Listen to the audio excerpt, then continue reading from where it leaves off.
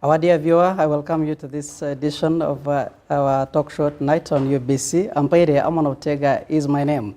I welcome you from the news, and we give you now another edition of Inspiring the People of Uganda. We bring you a very special guest in the studios of UBC tonight, and this person is known many to us.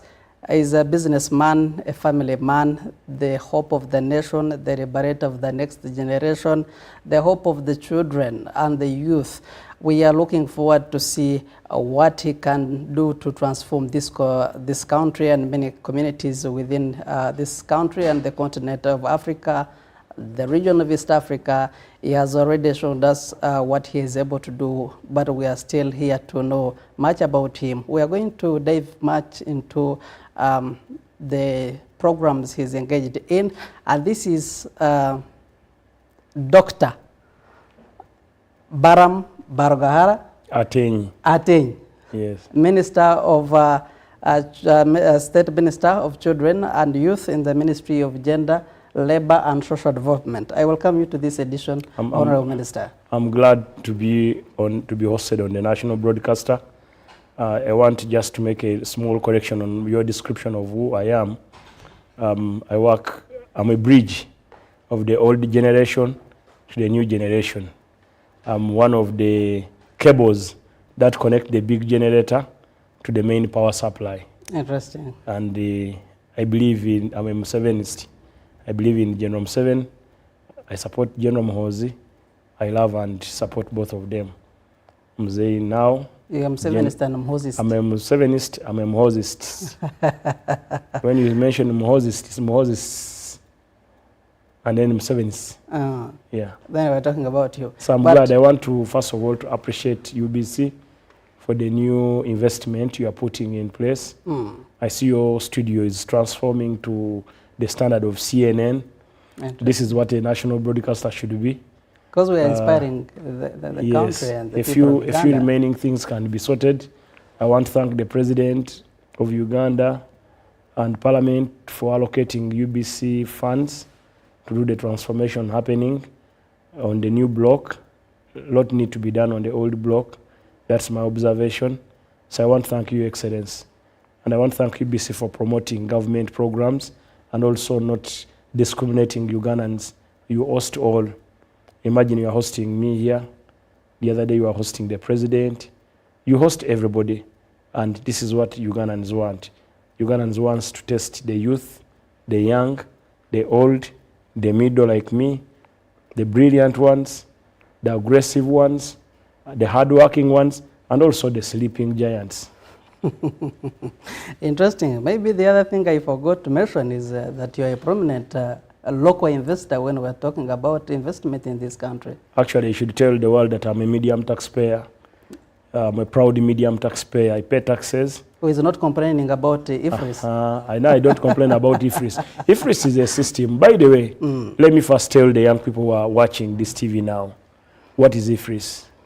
EFRIS is a system that enables URA to have compliance and to have everybody consuming a good purchased in a shop, charge the tax, that tax not declared in the previous manual system, that the tax you charge me on that EFRIS system reflects on the URA data dashboard. Therefore, Uganda Revenue Authority is able to collect more tax that were previously paid by taxpayers but consumed and illegally stolen by the sellers at a time. So EFRIS system is just a system that puts that promotes accountability when paying tax. But URA, they have had a weakness. They have not explained to people what it means. Everyone, a local trader there thinks EFRIS is a tax. We have VAT. EFRIS applies only on VAT. And VAT consumer, when you are buying sugar at 5,000 shilling, there's already tax on that sugar, the 5,000. So that helps URA to know that customer capital shoppers or customer Balam or customer Kaguta today sold 10 kilos of sugar and each kilo generated for URA 1,200 shilling. So the person selling does not incur that tax It is tax that is paid by a consumer. And it has been paid all along, but they were paying it in a manual system. And the danger of manual system, people declare less sales, so government earns less. Okay. And yet the budget is raising. So that is what and EFRIS stands for for. those who meet the threshold of 100. Of 150%. EFRIS does not apply to anybody who has no TIN number or VAT number. It applies to only those ones with TIN number and who have sales above 150 million. If you don't make those sales in a given year, then you are not entitled to EFRIS. You explaining about EFRIS, one would say that you are coming from Uganda Revenue Authority, but I would love to... No, I've explained as a good, as a patriot, indeed. As someone from Patriotic League, Uganda, as someone from the NRM, which has patriotism as one of its core, as a leader, as a minister of young people and children in Uganda. We're going to go down the rabbit hole of all that, but I would love to have clips into what the ministry is doing and how far have you gone with the role. For people, if you mention Dr. Balam in this country, one would know the Balam of music events promoter and so much into the business. Yet I think... from that background, how are you using that approach into the new role as the Minister of I think people need to know Balam. Children and Youth? People need to know who Balam is. Balam is a hustler. Balam is a self-made businessman. I've scratched for myself. I wasn't born to a rich family. My mother distilled warrage for my early education after losing my father in 1991. So she has sold warrage in Museveni's regime to educate and support me. Till when the white fathers and good Samaritans like Kawa Elisa Amoti, Patrick Samanya, Father Grames and others supported me to finish my O and A level. When I finished, I joined university, Makerere, where I paid for myself as a trader, doing retail, selling drinks at people's barrios, selling drinks during rallies, selling drinks during motor rallies, selling drinks during weevil organized by Abitex and others. So that is where my foundation began. I'm not a son of a royal, I'm not a son of a noble, I'm a son of a peasant and a single mother. With that background, how are you using this very approach into the new role as the Minister for Children and Youth? What I want to let you know is one. You called me, people know me as Balam of music, but I'm Balam the investor who has invested in media, currently running 5 radio stations in the country. I'm Balam currently building a 5-star hotel. I'm Balam currently running a water factory. And I'm Balam currently exporting, earning dollars for Uganda government through exporting finished goods. So that is the Balam of today. So when the president appointed me a minister, he appointed an innovator and he appointed a fixer. He wanted someone who can fix the challenge of young people. You see, remember, I want to give you background of Uganda on our population before this current census, which results are not yet out. The population of Uganda is made of 78% as young people. The 78% include 52% who are above 15 to 35, and then the rest are young children who are in school, in primary, in pre-primary, and in baby class. So that population is a challenge. It's a growing population. Uganda has a growing population. So when he chose me as a minister, he wanted me to provide a solution and to motivate other young people to use the available government programs to get out of poverty. Government in 2018 put in place a program called the Youth Livelihood Program. That program has been able to generate, to create new entrepreneurs totaling to 200,000. And it has also created indirectly jobs to people who are tapping onto the new entrepreneurs, over 500,000. That is the impact assessment report, evaluation report carried out a year ago. And this year, in this budget, government has been able to raise another 8.5 billion to the Youth Livelihood Program. It is little money based on the number of the young people I'm leading. Everyone wants to borrow because under my term, I want to support Mzee and say we should create job creators, not job seekers. So that is why he has invested. In this country. The biggest challenge of young people currently in Uganda is unemployment. The unemployment levels are high. The youngest population. The youngest population. And half of this, or 2/3 Not of half. This, 2/3. 83% of the young people. The problem I've discovered when I was appointed a minister. Before I wasn't following up. Now I've followed up. Because when he appointed me, I went to Arua, I went to Kasese, I met Omusinga wa Renzururu, I proceeded to Kanungu with Honorable Bariomu Silveniarem, the Minister of ICT. I went to visit him, Honorable Kabyanga in Kasese. I proceeded to Buyende with Honorable Mireba Balanda in Buyende. I saw the challenges there. I went to Arua with Honorable Atima of NRM. I went to Padel. Then I went to Kitugum with Honorable Lilian Abe. This weekend I intend to proceed to Serere and Imbale. And I've seen the challenges young people are facing. The biggest challenge is unemployment. 83%. And then the other, yes, 83%.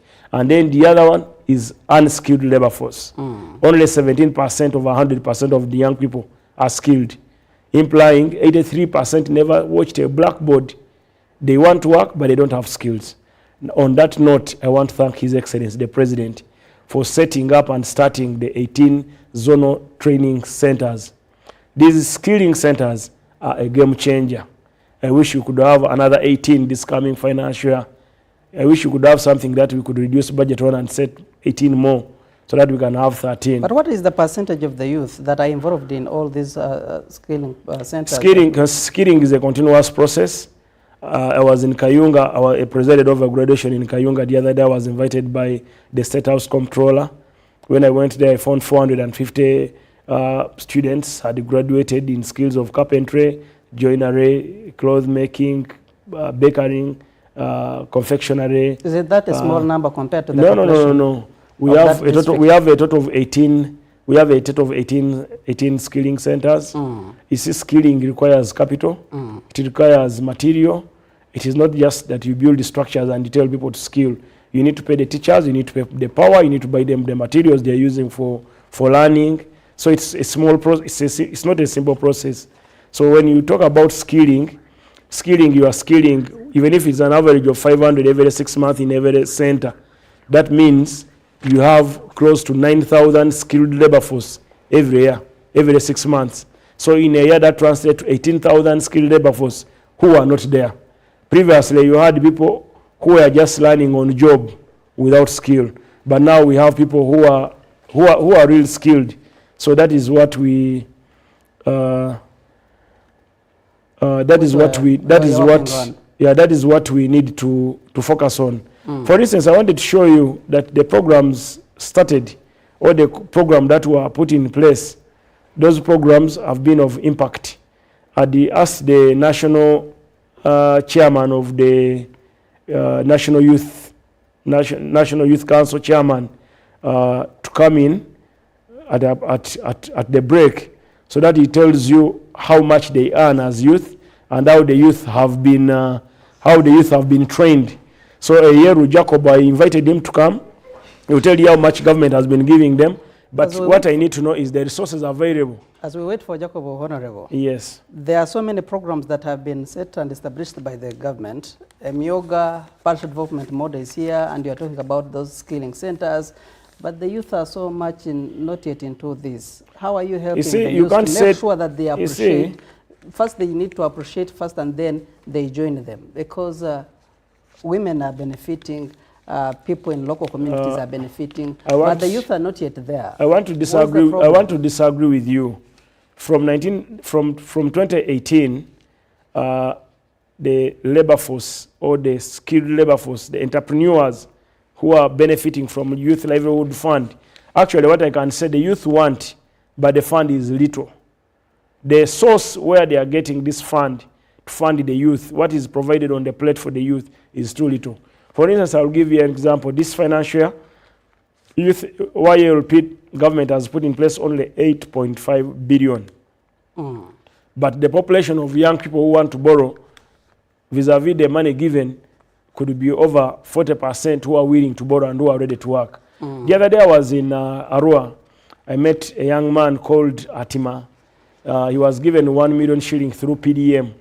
For him, he got it through PDM. He sells watermelon, cabbage, and the eggplant. These other things. So he sells on the road. Beside the road, there is an open park. So he buys a truck, they offload it there, and he sells. So he told me he got 1 million 6 months ago. As of yesterday, the day we had a rally in Arua, he confessed at a rally that so far is having 7 million shilling. And he showed me a receipt of refunding the money he received through that fund. So that money is 1 million he has refunded. He has 6 million. He had one selling point for his cabbage and watermelon. Because don't ask me why doesn't a watermelon man have a shop. You can't sell watermelon in a shop. Watermelon are bulky and they are many. They are loaded on a truck. It is a single item that you sell in an open space. You put tundubale or grass and sell it, and someone buys it and takes it. It's a fruit. So that young man has now 6 million. He has told me now he has made 3 other centers, stalls. So he's projecting that if 1 million he made 6, implying 6 million, he will make 6 million times 6. That takes him to over 36 million within the next six months. So implying in a year, in another 6 months, he will have 36 by 6. The money will be far. So those are people who work and their money using loan money, and then they said they went under the lake. But now in Arua, the lake is far, it is in Pakwach. Let us learn to work. Let us learn to use our brains. Let us learn to appreciate the little government is providing as we demand for more. Me, I was given this job to demand for more for the young people. What I want is I want to demand for more for the young people. I'm not demanding for myself. Me, the president has sorted me, and as of my principle, I will work for him, and I want to commit that I will serve the president, and I will serve as per the Constitution of Uganda. We are working hard to see that if at all we could help the president eliminate corruption, promote more patriotism, people who want to work for their country, promote environment conservation, promote less wastage or zero wastage of government resources, promote accountability in our local governments and central governments and other departments. Uganda is on the road to prosperity. That one I want to assure you, it is possible. If I made it without his capital, most of you now are getting his capital, the central government capital. You can make it. And I want to assure every Ugandan, wherever you are, that we're on the right track. It takes time, money to reach. And I want to encourage the young ladies in business and the women in business. Government has secured a grant from World Bank totaling to 900 billion under the GROW project. That money will be of help to most of you who are doing business. It will help you boost your business. And at the same time, GROW and the Private Sector Foundation, World Bank and the Ministry of Gender, they are training people to learn skills at work so that they can do better for themselves. They are also training people to learn skills, just like the presidential skilling centers, so that they apply them on day-to-day business. They are also giving a grant from $1,000, which is the equivalent of 3.8 million, up to 200 million. That money is given to women in business to boost business, especially they are targeting women in horticulture, women in milk production, the honey people, the craft industry, those things that add value and those things that make a woman earn, the foundation of our homes and our country. Once you make a woman strong economically, a family will not lack food or what to eat or what to drink. So we need to appreciate. In some countries, Honorable, leaders are evaluated in their first 100 days in office. If we can take a look at the first 100 days that you have spent in office, are there some achievements that you have realized that we can uphold and embrace? You see, leaders are evaluated in 100 days. I'll give you, I've not had my 100 days. I'm not having yet. My 60th day, but I've covered now 75% of Uganda. 75%. I'm left with Karamoja. I went to Kochi last weekend in Rakai. I was in Arua 1 week after my election. I went to Kitugum 3 weeks after my election, traveled to Padel. I came to Gulu, And I'm not touring, I'm listening to problems of young people and asking them what is the best solution we have. I'm left with Karamoja. I've been to Kanungu with the Honorable Bariomus. He took me there. I went to Kasese, I met Domusinga Warenzururu, visited also our oldest school, one of the oldest technical school, Mabuku, which closed about 40 years ago, that government is renovating to supplement on what the center government has put in Kasese to skill the young people of Renzururu.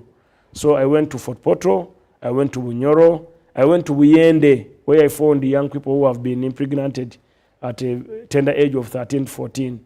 So I'm listening and watching the problems. Then once those challenges and problems, after listening to young people, I will make a report to the appointment, to the appointing authority and let him know, General, Your Excellency, sir, the assignment you gave me, I've observed it and I've listened to young people. These are the challenges they have. For instance, I don't want to encourage the president to put a skilling center to teach air dressing in Karamoja, where they don't have air. In Karamoja, they have kaweke, kind of that hair of that young lady. This small hair. Even if you puff it, even if you tie it, it will remain kaweke. So I have one of my friends, she's a minister. How shall they be able to appreciate the new trends? No, they let them now focus on confectionery. The Karamojong need to learn intensive cattle keeping. The Karamojong need to focus on how to keep few cows in their homes, but get more yield, get more milk to feed their homes, also to sell.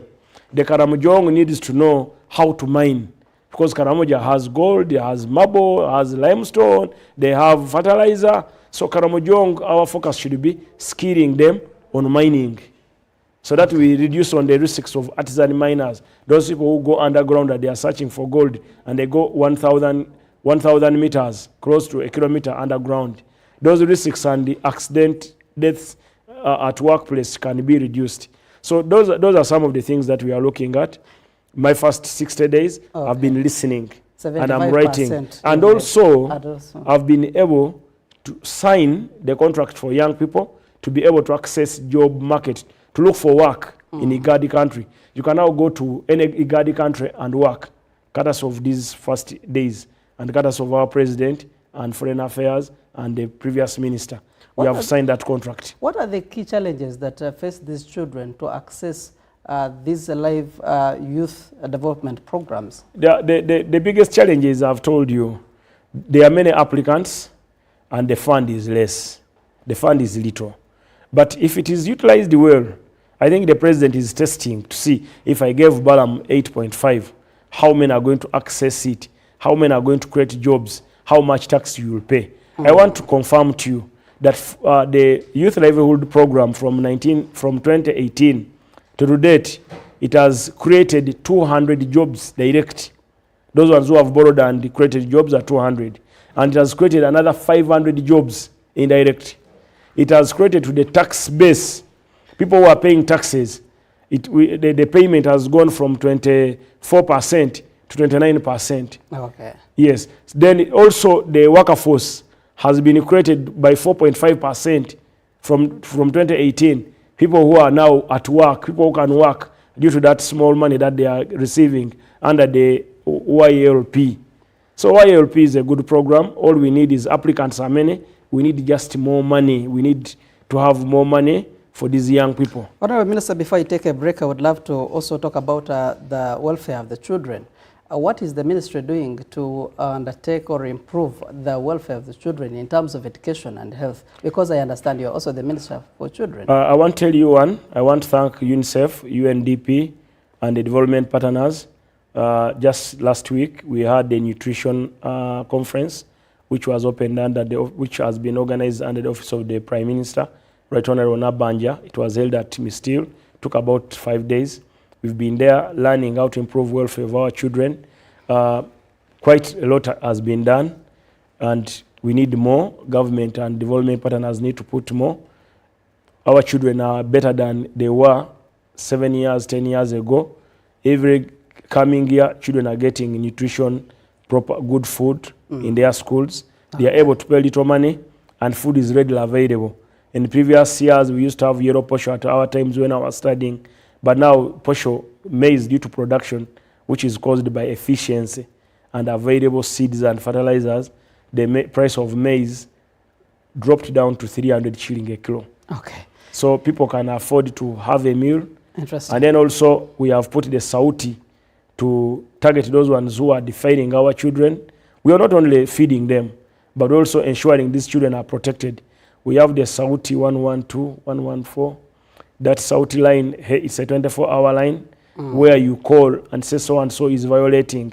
I'll give you a case in point. Someone was marrying off a child of 13 years yesterday in Chenjojo. The RDC of Chenjojo, Bahuma, the assistant RDC, he was able to call me, and I involved the director CID, Fande Magambo, with the help of the DPC of Chenjojo. That gentleman has been arrested, and the child has been collected. Good. The parents were giving away a 12-year-old child. So my ministry and our government, we are going to work hard to protect our children, to ensure they all go to school.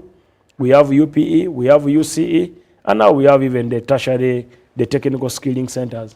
Thank you, Honorable Minister. I'm taking a very short break, and we are understanding the docket of the Youth and Children Affairs. We have Minister in charge of Children and the Youth, Dr. Balaam Barugahara, and I'm taking a very short break. I'm coming just a bit. I pray you don't go away.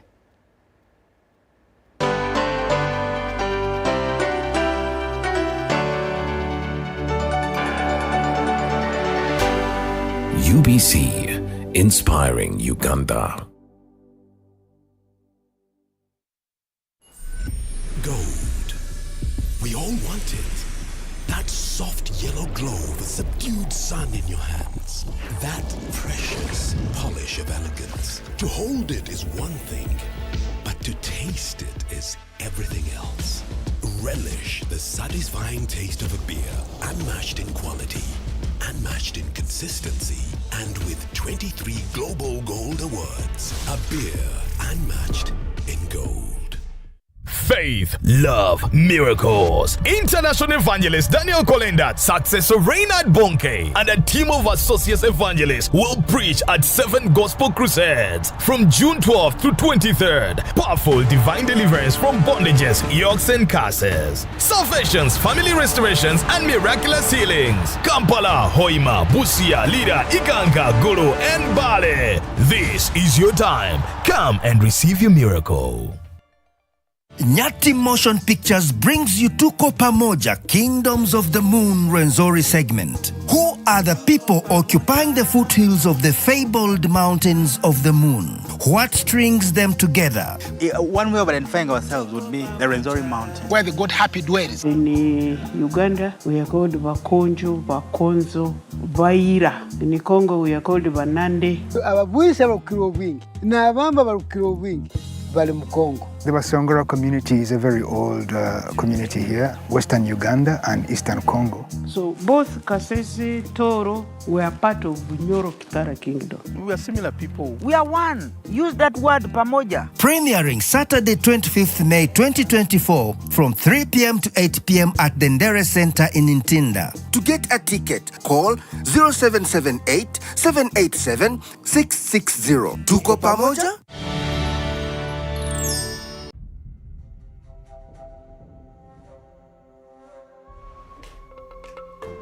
Ituba Uganda is here, the new licensed operator of the Uganda National Lottery. They have been appointed by the National Lottery and Gaming Regulatory Board as the official operator for a 10-year period, based on their operational excellence in other regions of Africa. The National Lotteries and Gaming Regulatory Board is dedicated to ensuring that the lottery is transparent, well-managed, and generates substantial revenue for national projects. Ituba Uganda was selected through a rigorous process for their proven experience, financial stability, and capacity for successful lottery operations. Ituba Uganda will utilize advanced technology and expertise to offer an unmatched gaming experience for Ugandans.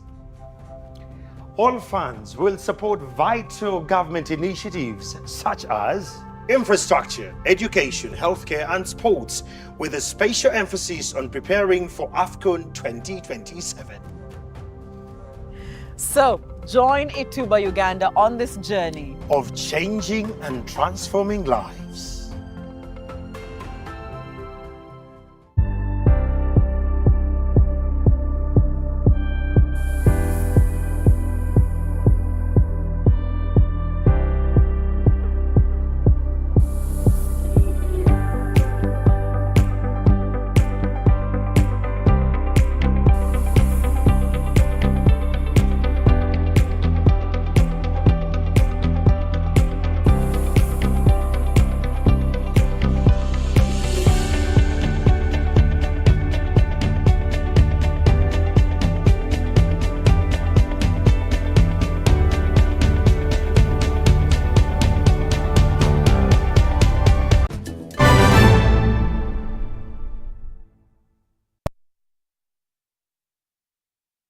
That's a very short break. Ampaire Amonotega is my name, and we're having a very interesting conversation with Dr. Balaam Barugahara, Minister in charge of children and youth in the Ministry of Gender, Labour and Social Development. And I'm glad that we have been joined by a special guest.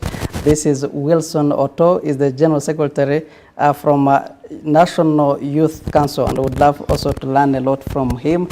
Minister has been telling us many programs that the youth are involved, but having you on board helps us to understand the role and the money that you are receiving and what you are using it for.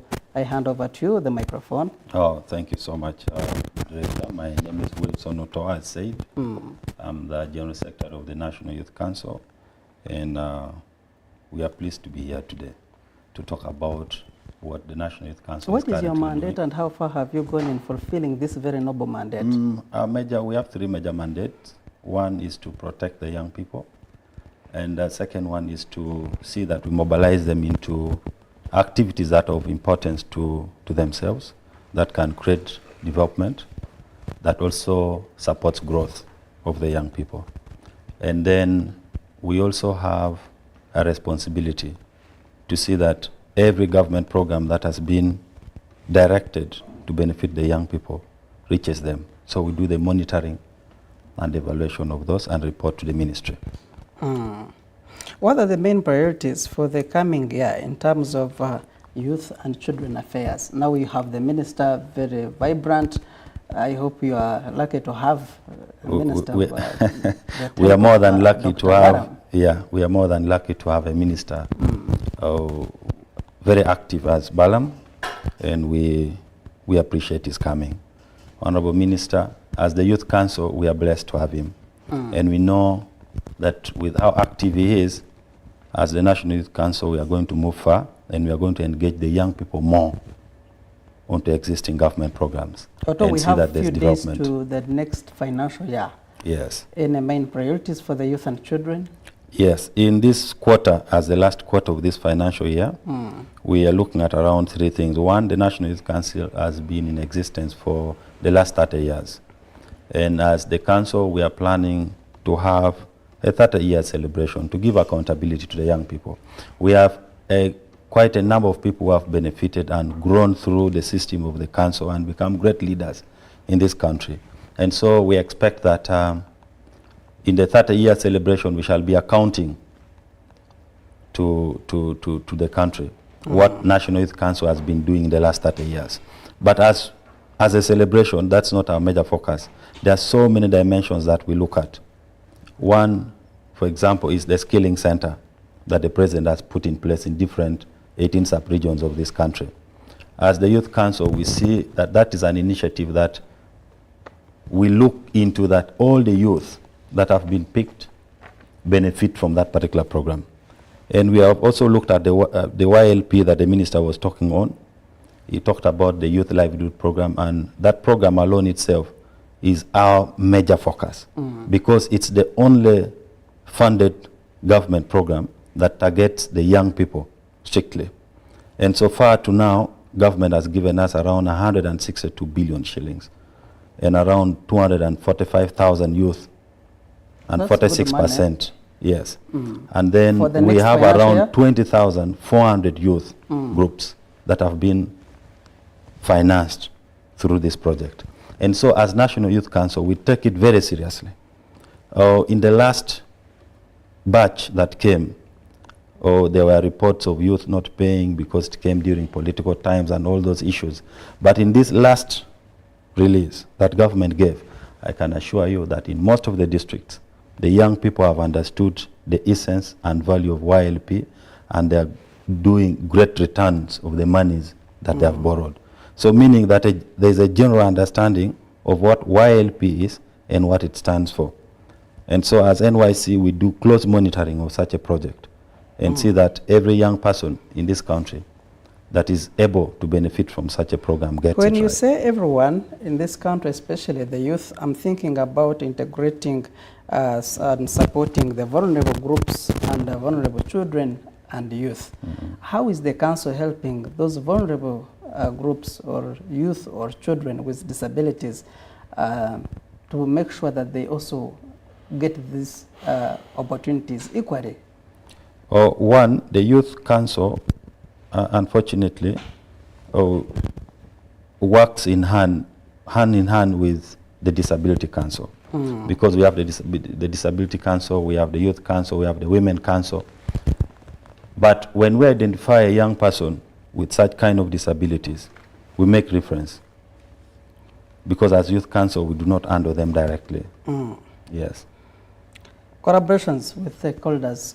Are there other institutions that, apart from the Ministry of Gender, are there other institutions, yes, civil society, yeah, there are quite a you're number of working them. with to make sure that you elevate the youth and the children in Yes, this we country? have a lot of organizations that we work with, like the Private Sector Foundation, that is currently trying to finance different youth projects around the country. We have UNFDP, we have Save the Children, as the minister was talking about. Quite a number of them. There are those that are on advocacy, there are those that are on agricultural projects, there are those that are on skill zone, a lot of them. And as National Youth Council, we work with everyone. We do not segregate that maybe this one, we only maybe work specifically with people who are on agriculture. No. We work with every organization that has good intentions for the young people of this country. At least I've learned that there are so many opportunities that you can celebrate so far, and some achievements that you've realized as a council. But in every journey, there must be loopholes and challenges. Are there challenges that you have faced so far as the council? Definitely there are challenges that we have faced. First, at the lower structure level, we have challenges of funding. We have existing structures like in the districts. We have, for example, in the sub-counties. At the national level, we have a funding of around 4 billion in a financial year. In every district, there are some districts that get like 800,000 in one quarter. Sub-counties do not have any funding. The village structures do not have any funding. The parish structures do not have any funding. So the biggest problems that the National Youth Council has is that it has a big structure of operation and very limited funding. And so you find that at the national level and district level, there's high level of engagement, but in the lower structures, they are kind of disabled. Okay, thank you, Wilson Hato. And allow me put this to you, Honorable Minister. Street kids, I don't like calling them street kids. I would have called them mobile children, because today they sleep here, next day they sleep there. Any plans that you have for them? Our government and the Minister of Gender has put in place a measure to pick these children who are abandoned. Some of them have been brought here by rackets of bad people who want to make money from them. But government is coming up with centers, training, not homes. There will be new homes for those children. The first home is being built courtesy of a UN agency in Karamoja. It's close to completion, which will have facilities like schools and also skilling. But I want to appeal to the people who bring these children on the street to stop. As you're aware, the number of those children has gone down since I came in. We've worked with civil society and goodwill partners to reduce on the number and discourage from the source. Because ask yourself, do these children walk on foot from Karamoja to Kampala? No. Of course not. They move in cars. So the situation is being controlled from the source. And as of now, as I speak now, that number has drastically come down. And it will keep coming down. Interesting. I want to thank UNICEF, UNDP, and UN. And also, I want to thank, there's a program that I need to tell you, United Nations, through its 13 agencies, contributed close to $22,500,000 for behavior change. As you are aware, our young people are faced with a challenge of subsistence abuse. They are using a lot of drugs, a lot of weed, a lot of prohibited gases to get off the line. And as a result, some of them think they can even uplift Muzei from the chair. They walk and think they can carry Museveni and throw him away, not knowing that you become a president by a vote. So I want to thank UN and the 13 agencies that have put in place that money for behavior change. And we shall start with 8 districts, Kampala inclusive, Chiriandongo, Terego, Namayingo. We shall talk to young people to tell them the dangers of having premarital sex. We shall tell the young people the dangers of engaging in relationships with old men and old women. And also we shall tell them, learn how to learn an activity, get skilled, and get to work, other than prostitution and all these bad vices. So that money will do a bigger way. It's managed and controlled by them, but we shall support it as means of gender. And I pledge my support to UN and UNDP and UNFPA that we shall move along together to the fields to transform our young people.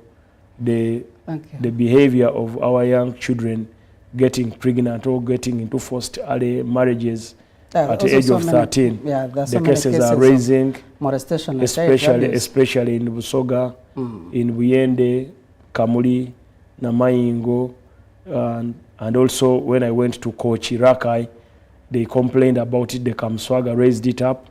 So those things we are going to work on them with the development partners. I want to thank them for the support, and I want to thank the President for putting a conducive environment that allows civil society to work with government to achieve what we should achieve.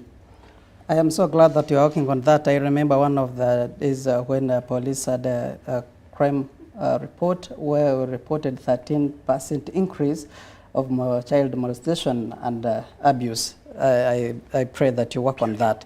Interesting. I would love to use a few minutes that we have remained with to talk about Patriotic League of Uganda, because when we talk about Dr. Balaam, we know the second member of PLOU. Many people don't still know the PLOU. Is it an organization? Is it a pressure group? Is it a political party? It's good you have brought it up. Patriotic League Uganda is a civic organization that fights for environmental conservation, that fights for no corruption. We are against no corruption. And it's a civic organization that promotes patriotism. Our leader and chairman is the current CDF. I want to thank the president for. I thought he left. I want to thank the president for elevating our chairman. Is General Moses still in PLOU? I thought he left. It's like asking me, am I in PLU? Yes, I am. It is a civic organization. I'm a member of any NRM political party. After your appointment and the appointment of General do you want to learn? Do you want to learn? I'm a member of PLU 100%. It is still in the civic organization that promotes patriotism, that promotes zero tolerance to corruption, that promotes environmental conservation. And we are very, very much active. However, I'm a member of a national resistance movement, and my chairman is General Museveni Kaguta Tibahura. And then General Mohozi is my chairman in PLU civic organization. I want first of all to thank the president for checking us and looking at us, promoting me to the ministerial level, promoting CDF, for General Mohozi to CDF. We have activities coming up in Bushenyi to show that we are very active. I have an activity on 1st of June in Bushenyi at Chizinda, where we shall give training kits and the materials to young people in Chizinda, in Igara West. Then we have another activity in Ibanda with the Honorable Baino Mugisha, where we shall give scanning equipment and several other engagements that are coming up. So we are charged. Our generator cable has been put on the main line to supplement the main line so that we don't have road shading. So we are for the president, and we shall be for the president. Once he's tired, or once he decides to retire at appropriate time, we have a standby generator. We shall not have road shading. What role does General Mhozi Kainerugaba leadership influence PLOU? He's a humble servant, he's an intelligent leader, he's a patriot, and we lead by, he's leading us by example. We shall learn from him to be patriotic. He abandoned the soft life of his father's state house, the beautiful state house and the good food. For us to go to state house, we know how you are treated, treated like a royal. He abandoned that life to go to Garamba to defend Uganda, to go to Kasese and deep in Congo, to go after ADF, to go to South Sudan to stabilize a neighboring country, to go to Congo. So that is spirit of a patriot. You live the best for yourself and you defend your country or promote your neighborhood. So he's a Pan-Africanist. He believes in, he respects elders. He loves the president, and he's a Museveniist at the same time. But he, as you're aware, he's a serving army officer who's not politically active, but civically it's a right to fight for the right thing in a civic manner. That is why we are in a civic society. PLOU is a civic society. Diving deep into the visions and initiatives of the PLOU, where do you see your future? Our future is clear 100% with the able leadership of the president, who's the commander-in-chief of all patriots. You see, the president is the commander-in-chief of all patriots. All patriotic Ugandans fall under the president. We shall keep seeking his guidance on the right path to pass so that we don't land into a landmine or a deep trench. When Mzee is available, we are okay, we are good to go. So we thank God that he has protected him and is guiding us very, very well. I've never seen a brilliant man like the president of this country. Many people are calling me, does that man have a computer? I told them I think one day we shall have to download him. Before he dies, we download his brain and we keep it somewhere so that leaders can always use it. If that technology, Elon Musk could come up with it. So that is what we are up to. So our future is clear. PLOU is getting stronger every other day. The number of patriots are coming up every day. And the number of movement, the love for the movement is also growing as a result of PLOU. If you can re-echo on the plans that you have for this country as we wait up on that, sir. We have the best plan of zero tolerance, of zero corruption levels, where resources are wasted. We shall not allow wastage of resources. We want to use minimal resources for unimpactful meaning. I understand we have run out of time. I want to thank you for hosting us on behalf of Minister of Gender and the government of the President of Uganda, General Museveni, and behalf of the young people of Uganda. We would like to thank you.